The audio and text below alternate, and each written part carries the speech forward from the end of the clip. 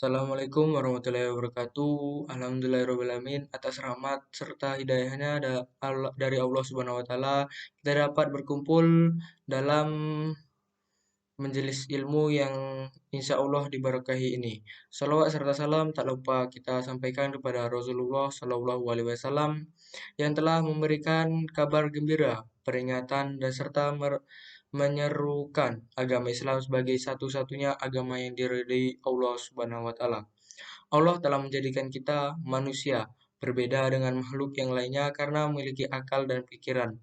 Dari sinilah kita dapat mengetahui dan menilai apa yang sedang terjadi sekitar kita lalu. Kemudian mengira-ngira sesuatu terjadi. Padahal suatu hal tersebut belum menjadi suatu kenyataan. Hal ini yang disebut prasangka. Apakah Ananda sekalian sudah tahu bahwa prasangka dibagi menjadi dua? Betul, prasangka dibagi menjadi baik dan buruk. Beruntunglah kita semua karena Islam pun mengajarkan tentang mengelola prasangka yang disesuaikan dengan berbagai keadaan tertentu. Dalam hal ini, terdapat prasangka yang harus diutamakan dalam setiap kejadian. Pertama, yaitu prasangka baik. Dalam cerita zaman dahulu, terdapat sahabat Rasulullah yang sudah diketahui bahwa akan dimasukkan ke dalam surga.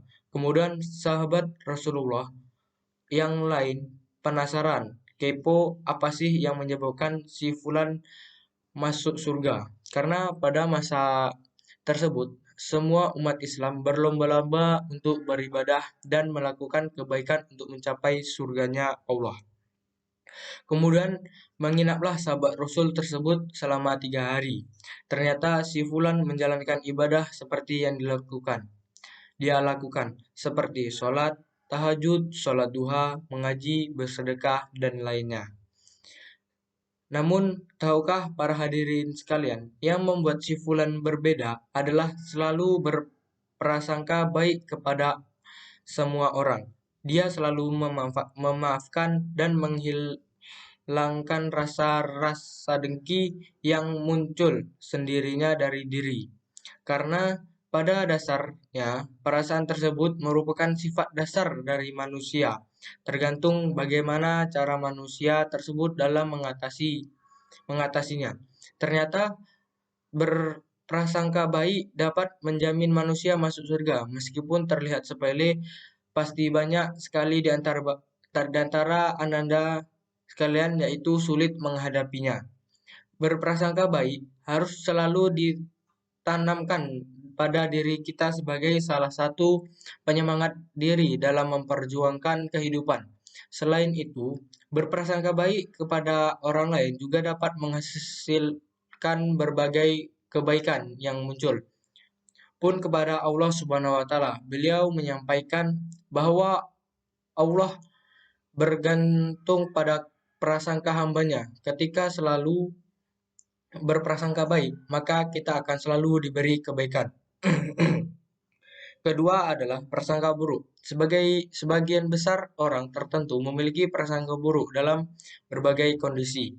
Sayangnya, prasangka buruk ini akan menyebabkan perbuatan tercela yang lainnya. Diawali dari prasangka buruk, kemudian mencela lalu mencari kesalahannya, dan pada akhirnya menghakimi orang tersebut, sehingga dapat memberikan kerugian besar bagi orang yang diberi prasangka buruk tersebut. Dari kedua prasangka tersebut, alangkah baiknya untuk mengetahui kadar emosional diri agar tidak terlalu hanyut dalam prasangka yang buruk. Setiap hal yang berlebihan maka akan mengakibatkan keburukan. Hal ini berlaku untuk semua hal, sehingga kebijakan diri kitalah yang nantinya akan menentukan respon yang akan kita keluarkan. Oleh karena itu, Bapak dan Ibu sekalian, musibah dari diri muhasabah diri sangatlah penting. Tengok diri kita sebelum melihat kesalahan orang lain. Yakinlah bahwa diri sendiri belum tentu baik, sehingga tidak perlu memikirkan prasangka buruk terhadap orang lain. Kurang lebih seperti itulah gambaran tentang prasangka baik yang secara dominan harus dimiliki oleh umat Islam. Jika terdapat kesalahan kata maupun penyampaian yang tidak jelas, saya ucapkan mohon maaf dan terima kasih sudah diberi kesempatan untuk berceramah pada kesempatan kali ini. Wassalamualaikum warahmatullahi wabarakatuh.